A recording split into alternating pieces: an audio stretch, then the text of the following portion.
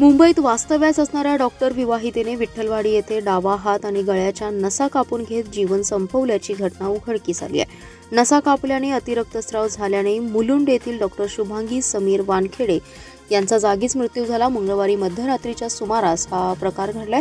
घरगुती वादातून महिलेने जीवन संपवल्याचा प्राथमिक अंदाज पोलिसांनी व्यक्त केलाय।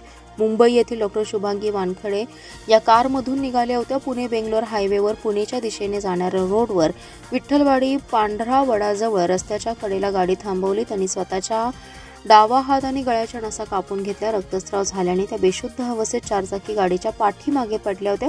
या प्रकाराची माहिती परिसरातील नागरिकांना मिळाली। त्यांनी जखमी बेशुद्ध असलेल्या शुभांगी वानखेडे यांना ॲम्ब्युलन्सने उपजिल्हा रुग्णालय इस्लामपूर येथे उपचारास दाखल केलं। डॉक्टर राऊत यांनी तपासणी केली। हात व गळ्यावरील जखमांमधून रक्तस्राव झाल्याने वानखेडे मयत असल्याचं सांगितलं।